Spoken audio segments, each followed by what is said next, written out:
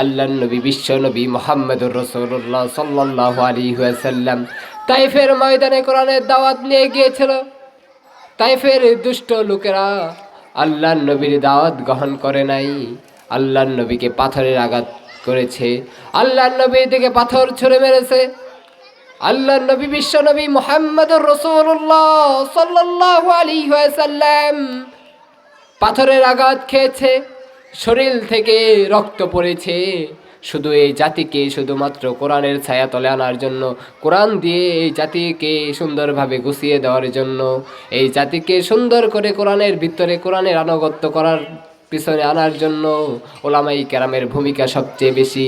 আজও আমাদের দেশে ওলামাই কেরাম যখন আমাদেরকে কোরআন দিয়ে ডাকে, আমরা তখন বলি ওলামাই কেরামের কাছে যাওয়া যাবে না, ওলামাই কেরামের সমাবেশে যাওয়া যাবে না, ওলামাই কেরামের মিছিলে যাওয়া যাবে না, ওলামাই কেরামের মিটিংয়ে যাওয়া যাবে না। আল্লাহর নবী বিশ্ব নবী মুহাম্মদুর রাসূলুল্লাহ সাল্লাল্লাহু আলাইহি ওয়াসাল্লাম, তার ওয়ারিস হচ্ছে ওলামাই কেরাম। ইন্নাল উলামা ওয়ারাসাতুল আম্বিয়া, আলেমরা হচ্ছে আল্লাহর নবীর ওয়ারিস। আর আমাদের দেশে আজকে ওলামাই কেরামকে যেভাবে অপমান করা হয়, যেভাবে লাঞ্ছিত করা হয়, অপমানিত করা হয়, আমি বিশ্বাস করি বাংলাদেশের অন্য কোনো দেশে এরকম করা হয় না। আমার প্রিয় ভাইয়েরা, তো যা বলতেছিলাম, আল্লাহর নবী বিশ্ব নবী মুহাম্মদুর রাসূলুল্লাহ সাল্লাল্লাহু আলাইহি ওয়াসাল্লাম তাইফের ময়দানে কোরআনের দাওয়াত দেওয়ার জন্য গিয়েছিল। আল্লাহর নবী আমাদের জন্য তার নিজের দান মোবারক শহীদ করেছে। আল্লাহর নবীর শরীর থেকে রক্ত ঝরে গিয়েছে, কিন্তু আল্লাহর নবী এই জাতির জন্য কোরআনের দাওয়াত দিয়েই গিয়েছে। আল্লাহ রাব্বুল আলামিন যখন দেখেছে আল্লাহর হাবিবের শরীর থেকে রক্ত পড়েছে, তখন আল্লাহ রাব্বুল আলামিন ফেরেশতা পাঠিয়ে দিয়েছে, ও ফেরেশতা তুমি চলে যাও, রাসূলের কাছে যে তুমি প্রশ্ন করো, রাসূল আপনি যদি অনুমতি দেন তাহলে এই তাইফবাসীকে পাথর চাপা দিয়ে মেরে ফেলবো। আল্লাহর নবী বিশ্ব নবী মুহাম্মদুর রাসূলুল্লাহ সাল্লাল্লাহু আলাইহি ওয়াসাল্লাম বললেন, না, পাথর চাপা দেওয়ার দরকার নাই, ওনারা আজকে ইসলাম গ্রহণ করে নাই, তাই কি হয়েছে, আগামী দিনে হয়তো ইসলাম গ্রহণ করবে, পাথর চাপা দেওয়ার দরকার নাই। আমার প্রিয় ভাইয়েরা, পাথর চাপা দেওয়ার দরকার নাই। আল্লাহর নবীর হৃদয়টা কত ভালো ছিল। আর আমাদেরকে এখন যদি একজন ভাই যদি আমাদেরকে খোঁচা দিয়ে একটু কথা বলে, তাই আমরা প্রতিশোধ নেওয়ার জন্য, তার উপরে প্রতিশোধ নেওয়া যাবে, তার বিরুদ্ধে লেগে যায় প্রতিশোধের জন্য। আমার প্রিয় ভাইয়ের, আল্লাহর হাবিব কিন্তু কখনোই প্রতিশোধ নেয় নাই, তিনি মাফ করে দিয়েছে। আমাদেরকে মাফ করে দেওয়া শিখতে হবে। আমার প্রিয় ভাইয়েরা, যা বলতেছিলাম শুরুতে, আল্লাহ রাব্বুল আলামিনের পরিচয় সম্পর্কে যদি আপনি প্রশ্ন করেন, কুল হুয়াল্লাহু আহাদ আল্লাহুস সামাদ লাম ইয়ালিদ ওয়া লাম ইউলাদ ওয়া লাম ইয়াকুল লাহু কুফুয়ান আহাদ। এটার ভিতরে আল্লাহর পরিচয়। হে নবী, আপনি বলে দেন আমি এক এবং একক। যেই আল্লাহ তাআলা আমাদেরকে অক্সিজেন দিচ্ছে, গাছ ভর্তি আম দিচ্ছে, গাছ ভর্তি কাঁঠাল দিচ্ছে, গাছ ভর্তি লাউ দিচ্ছে, ফসল দিচ্ছে আমাদেরকে জমিন ভর্তি, সেই আল্লাহ তাআলার প্রশংসা আমাদেরকে সব সময় করতে হবে। আমরা আল্লাহ তাআলার প্রশংসা কিভাবে করতে হয় এটা আমরা জানি না, এটা আমরা ভুলে গিয়েছি, ঠিক কিনা বলেন? আমার প্রিয় ভাইয়ের, আল্লাহ তাআলার প্রশংসা করতে হবে। যাদের হৃদয়ে আল্লাহ তাআলার ভয় আছে তারা কোনোদিন পথ ভুলে যেতে পারে না, তারা কখনোই পথ ভুলে যেতে পারে না। একদিন আগে অথবা একদিন পরে আল্লাহর দিকে তাদেরকে ঘনিষ্ঠ হতেই হবে, আল্লাহর দিকে ফিরে আসতেই হবে। কিয়ামতের ময়দানে কঠিন মুসিবতের দিনে যখন আপনাকে আমাকে আসামি বানিয়ে কাঠগড়ায় তোলা হবে, তখন আপনার আমার সাথী কেউ থাকবে না। দুনিয়ায় যাদের সাথে মিশে, যেই নেতার সাথে মিশে আপনি আল্লাহর হাবিবের শান ও মানের বিরুদ্ধে কথা বলেছেন, আল্লাহর হাবিবের শান ও মানের বিরুদ্ধে কথা বলেছেন, আল্লাহ রাসূলের চরিত্র নিয়ে কথা বলেছেন, সেই নেতাও কিয়ামতের ময়দানে কঠিন মুসিবতের দিনে আপনাকে চিনবে না। যেখানে আপনার মা, আপনার বাবা আপনাকে ধরা দিবে না, আপনার নেতা তো দূরের কথা, আপনার নেতা তো দূরের কথা। আমার প্রিয় ভাইয়েরা, আপনার নেতা সেদিন হাত পেতে থাকবে, ও এতদিন দুনিয়াতে কি করেছি, ইতিমের সম্পদ আত্মসাৎ করেছি, গরিবের টাকা মেরে খেয়েছি, রাস্তার টাকা মেরে খেয়েছি, ব্রিজের টাকা মেরে খেয়েছি। হায় আল্লাহ, কি ভুল করে ফেলেছি আমি। হায় আল্লাহ, এই ভয়ের কথা তো ওলামাই কেরাম আমাদেরকে বলতো। ওলামাই কেরাম জাহান্নামের ভয় আমাদেরকে দেখাইতো। আমরা তো মনে করতাম এটা মিথ্যা কথা বলতেছে ওলামাই কেরাম, জাহান্নাম বলতে কিছু নাই। আচ্ছা আমার প্রিয় ভাইয়েরা, জাহান্নাম বলতে কিছু নাই। জাহান্নামের আগুন, আমাদের দুনিয়াতে যদি একটা আগুন ধরে, আগুনের কি একটা তাপ হয়, মানুষ বলে তখন যে হায় রে আগুনের কি তাপ, তাহলে জাহান্নামের আগুনের কত তাপ হবে।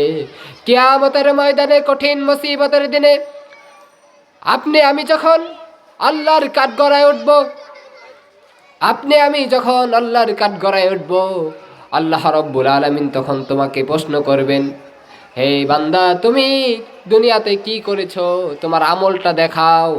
তখন আপনি মাথাটা নিচের দিকে থাকবেন, বলবে ঘুমাইলের উত্তর পাড়ার মুসলমান তুমি, তুমি ঘুমাইল উত্তর পাড়ার মুসলমান, তুমি কি করেছো? আপনার কিছু বলার থাকবে না, কারণ আপনি তো রাস্তার টাকা মেরে খেয়েছেন, আপনি তো ইতিমের টাকা আত্মসাৎ করেছেন, আপনি তো দেশের টাকা আত্মসাৎ করে বাইরে পাচার করেছেন, আপনি তো মানুষকে জুলুম করেছেন, অন্যায় করেছেন, অবিচার করেছেন। আপনার কোনো বিচার নাই। আপনার বিচার কিয়ামতের ময়দানে কঠিন মুসিবতের দিনে একটাই হবে, আপনার হাতটা ভেঙে পিছন দিকে দিয়ে আমল নামাটা আপনার পিছন দিকে দেওয়া হবে। তখন আপনি বলবেন, হে আল্লাহ তাআলা, আমার আমল নামা পিছনে কেন, আমি কিভাবে দেখব? আল্লাহ রাব্বুল আলামিন তখন বলবে, হে ফেরেশতারা, ওর ঘাটটা ভেঙে দাও। ওর ঘাটটা ভেঙে দিয়ে ওর আমল নামাটা দেখার সুযোগ করে দাও। ঘাটটা ভেঙে দেওয়া হবে, আমল নামাটা পিছনে দেখবেন, আপনার আমল নামায় লেখা আছে ঘুমাইলের রাস্তার টাকা আত্মসাৎ করেছি, গোপাল মাদ্রাসার টাকা আত্মসাৎ করেছি, ব্রিজের টাকা আত্মসাৎ করেছি। আল্লাহর কসম দিয়ে বলি, এই জিনিসগুলো যখন দেখবেন, আল্লাহ রাব্বুল আলামিন বলবে, তোর আমল নামা হিসেবে তুই নিজে বিচার কর, তুই জান্নাতে যাবি নাকি জাহান্নামে যাবি। আরেকদিকে আল্লাহ রাব্বুল আলামিন বলে দেয়, আমার নবী, বিশ্ব নবী মুহাম্মদুর রাসূলুল্লাহ সাল্লাল্লাহু আলাইহি ওয়াসাল্লাম উম্মতি উম্মতি বলে কাঁদতে থাকবে। আল্লাহর নবী উম্মতি উম্মতি বলে আরেক দিকে কাঁদতে থাকবে। আল্লাহ রাব্বুল আলামিন তখন বলবে, হে নবী, আপনি কাদের জন্য কাঁদতেছেন? আপনি কাদের জন্য কাঁদতেছেন? ওনারা তো আপনার উম্মত ছিল, কিন্তু আপনি তো দেখেছেন আপনার পক্ষে, আপনার বিরুদ্ধে কত অপচারণ করেছে, আপনার বিরুদ্ধে, আপনার শান ও মানের বিরুদ্ধে কথা বলেছে। আমার প্রিয় ভাইয়েরা, তাহলে এ থেকে আমাদেরকে শিক্ষা নিতে হবে, আল্লাহর কোরআনকে যদি হৃদয়ে ঢুকাতে হয়, যদি আল্লাহর কোরআন দিয়ে দেশ চালাতে হয়, আল্লাহর কোরআন দিয়ে যদি জাতীয় জীবন থেকে সংসদ চালাতে হয়, আল্লাহর কোরআন দিয়ে যদি পারিবারিক জীবন চালানো হয়, তাহলে আপনার জীবনটা কেমন হবে? আল্লাহ রাব্বুল আলামিন বলেন, আলহামদুলিল্লাহি রাব্বিল আলামিন। আমি আল্লাহ দুনিয়ার গোটা জাহান তৈরি করেছি, আমাদের উপরে আকাশ আছে, আকাশের কি কোনো খাম্বা আছে? এই প্যান্ডেলটা করতে খুঁটি লাগছে, অনেকগুলা খুঁটি লাগছে, কিন্তু আসমান বানাইতে, জমিন বানাইতে আল্লাহ তাআলার কোনো খুঁটি লাগে নাই। আমার প্রিয় ভাইয়েরা, আল্লাহ রাব্বুল আলামিন বলে, ও বান্দা, তুমি কিভাবে আমার আনুগত্য করবা? একটা কুকুর, আপনাদেরকে একটা এক্সাম্পল দেই আমি। একটা বড় লোক মানুষ, যেমন ধরেন আজকের মাহফিলের সভাপতি, ওনার বাড়িতে একটা কুকুর পালে। সেই কুকুরটা ওনার খায়, সব সময় ওনার বাড়ির সামনে থাকে, ওনার বাড়ির আশেপাশে ঘোরাফেরা করে। তো ওই কুকুরটা একদিন হঠাৎ করে রাতের বেলা একজন বাইরে থেকে মেহমান এসেছে। কুকুরটা তো আর মেহমানকে চিনে না। কুকুরটা তার ব্যক্তিগত বাসায় ডাকা শুরু করেছে। তখন মালিক বের হওয়ার পরে দেখে তার পরিচিত মেহমান চলে এসেছে। তখন কুকুরটার সামনে একটা লাঠি ওসা করে ধরেছে। কুকুরটা তখন লাঠিটা দেখে মালিকের পায়ের সামনে মাথাটা নত করে দিছে। মাথাটা নত করে দিয়ে মনে মনে বলতেছে, হে মালিক, আপনি বলেন, আপনার বাড়ির মাছের কাটা খাইছি আমি, আপনার বাড়ির লবণ খাইছি, আপনার বাড়ির মাছের কাটা খাইছি, গোছের হাড্ডি খাইছি। ও মালিক, আপনার আত্মীয়র সাথে ভুল হয়ে গিয়েছে, মাফ করে দেন। আপনার আত্মীয়র সাথে আপনার খেয়ে আপনার পরে আপনার আত্মীয়র সাথে বেয়াদবি হয়ে গিয়েছে, মাফ করে দেন। তখন মালিক মাফ করে দেয়, কুকুরকে কিন্তু আঘাত করে না। সেই রকম আল্লাহ রব্বুল আলামিন বলে, বান্দা আমি তোমার জন্য গাছ ভর্তি ফল দিতেছি, জমিন ভর্তি সফল দিতেছি, ধান দিতেছি, চাউল দিতেছি, একের পর এক দিতেই আছি। কিন্তু তুমি বান্দা আমার আনুগত্য করতে পারো না। কিভাবে? আমার প্রিয় ভাইয়েরা, আমাদেরকে রবের আনুগত্য করতে হবে। আচ্ছা আপনারা বলেন তো, আমাদের রবকে? আমাদের রব আল্লাহ রব্বুল আলামিন। ভাই তোমরা সামনে আগে আসো। আমাদের রব আল্লাহ রব্বুল আলামিন। রব একটাই, আমাদের প্রভু এক, রব একটাই। হিন্দু বলেন, খ্রিস্টান বলেন, সবাই কিন্তু আল্লাহ তাআলাকে বিশ্বাস করে। এক হিন্দুর সাথে পরিচয় হয়ে গেল, বললাম ভাই আপনাদের পূজা চলতেছে, পূজায় গেলেন না?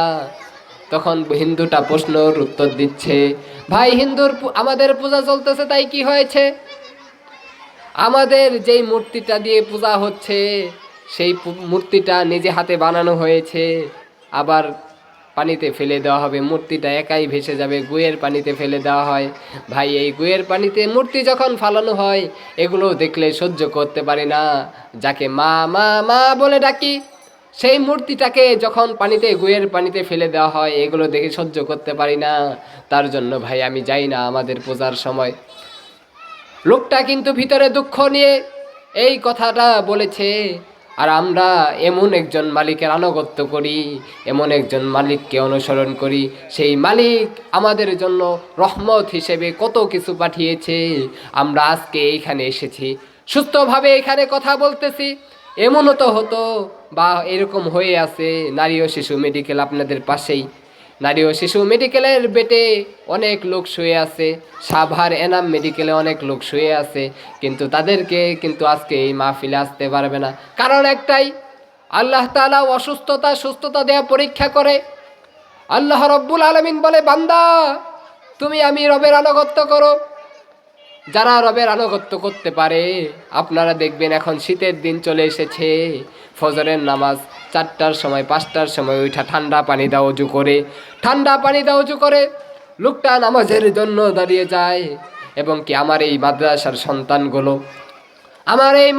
সন্তানগুলো রাত 4টার সময় উঠে, 3টার সময় উঠে অজু করে নামাজের জন্য বসে যায়। তারা নামাজের আগে তেলাওয়াত করে, আলহামদুলিল্লাহি রাব্বিল আলামিন। তেলাওয়াতটা কার? আল্লাহ রাব্বুল আলামিনের তেলাওয়াত করে। আপনার একটা সন্তান যদি এরকম আলেম হতে পারে বা হাফেজ হতে পারে, যে আল্লাহ রাব্বুল আলামিনের সব সময় আনুগত্য করতেছে, আমার প্রিয় ভাইরা, এর ভিতরে আবার একটা কথা আছে। আপনার সন্তান আপনি একজন আলেম বানাচ্ছেন, এটা তো আপনি জানেন আমার সন্তান একজন আলেম হচ্ছে, কিন্তু আপনি আবার এই দিকে সন্তান আলেম বানাচ্ছেন, ওই দিকে সুদের ব্যবসা করতেছেন, তাহলে কিন্তু আপনার কোনো ফায়দা নাই। কারণ হচ্ছে আপনি সুদের ব্যবসা করতেছেন, সুদের ব্যবসা করার এটা কিন্তু হারাম, এটা কিন্তু হারাল না, এটা হারাল না।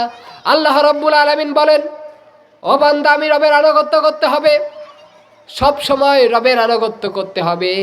আমরা যখন ইসলামের জন্য, কোরআনের জন্য, আল্লাহর দিন প্রতিষ্ঠার জন্য যেমন শাপলার চত্বরে চলে যাই, আল্লাহর দিন প্রতিষ্ঠার জন্য যেমন সোহরাওয়ার্দী উদ্যানে চলে যাই, ওলামায়ে কেরামের ডাকে সাড়া দিয়ে যেভাবে সোহরাওয়ার্দী উদ্যানে চলে যাই, আমরা যেভাবে শাপলার চত্বরে চলে যাই, আল্লাহর কসম দিয়ে বলি, ওলামায়ে কেরাম আমাদেরকে যেই দিকে ডাকে আমরা ওই দিকে ইসলামের জন্য, কোরআনের জন্য, শরীরের তাজা রক্ত দেওয়ার জন্য চলে যাই।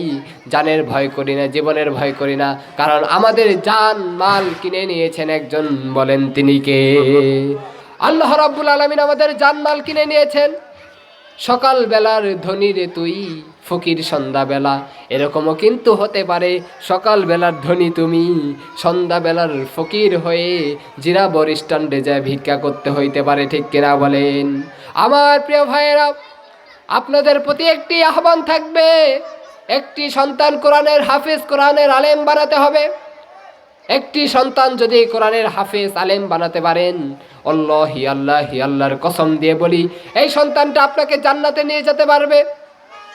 এই সন্তানটা আপনাকে জান্নাতে নিয়ে যেতে পারবে। কিয়ামতের ময়দানে কঠিন মুসিবতের দিনে এই সন্তানটা আপনার সামনে দাঁড়িয়ে যাবে, হে আমার বাবা তো আমাকে মাদ্রাসায় পড়িয়েছে, হাফেজ বানিয়েছে, আলেম বানিয়েছে, আমি হাফেজ সন্তান হয়ে, আমি আলেম সন্তান হয়ে এই বাবাকে জাহান্নামে যেতে দেখতে চাই না, আমার বাবাকে আমার সাথে জান্নাতে দিতে হবে। আল্লাহ রাব্বুল আলামিন বলবে, আল্লাহ রাব্বুল আলামিন বলবে, ফেরেশতারা রে দাঁড়া তোরা,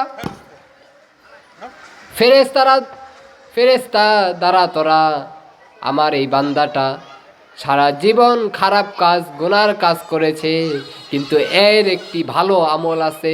আমলের দিকটা হলো, একটা দিক, এই লোকটা হলো সন্তানটাকে হাফেজে কোরআন এবং আলেম বানিয়েছে। ঠিক কিনা বলেন? আমার প্রিয় ভাইয়েরা, তার জন্য আপনাদের পায়ে হাত রেখে বলে যাই, নসিমপুর গোমাইলের যুবক ভাইয়েরা, বৃদ্ধ বাবাজিরা, পর্দার আড়ালের মা ও বোনেরা, আপনাদের পায়ে হাত দিয়ে বলে যায়, একটা সন্তান হক্কানে রব্বানে আলেম বানাবেন। একজন সন্তান যদি হক্কানে রব্বানে আলেম হতে পারে, এই সন্তান কখনো আল্লাহ রসুলের শান ও মানের বিরুদ্ধে কথা বলবে না। এই সন্তান কখনো আল্লাহ রসুলকে নিয়ে কটূক্তিমূলক কথা বলবে না। এই সন্তান কখনো ওলামায়ে কেরামের বিরুদ্ধে কথা বলবে না। এই সন্তান বিশ্ব নন্দিত মুফাসসিরে কোরআন আল্লামা সাঈদীর মতো আলেমকে ফাঁসির কাস্টে দেখতে চাবে না। ঠিক কিনা বলেন? আমার প্রিয় ভাইয়েরা, আমাদের দেশে আমরা দেখেছি, অনেক এসেছে, অনেক গিয়েছে। আমাদের দেশে পূর্বে যেই জালেম সরকার ছিল তার কথা আমরা সকলেই জানি। জালেম সরকার আমাদেরকে কি দিয়েছে। এখন যদি একজন সন্তান হয়, গর্ভধারিণী মায়ের পেট থেকে যদি একজন সন্তান হয়, ওই সন্তানটার মাথায়ও 1,20,000 টাকার ঋণ করা আছে। এটা আমাদের কথা না, এটা হলো হিসাব করে যেই টাকাগুলো আমাদের দেশ থেকে পাচার হয়েছে, ওইটা দেখে হিসাব করা কথা। এটা আমার প্রিয় ভাইয়েরা, ওই দিকে যাইতে চাইতেছি না। আমার কথা হলো একটাই, একটা সন্তান আলেম বানাতে হবে।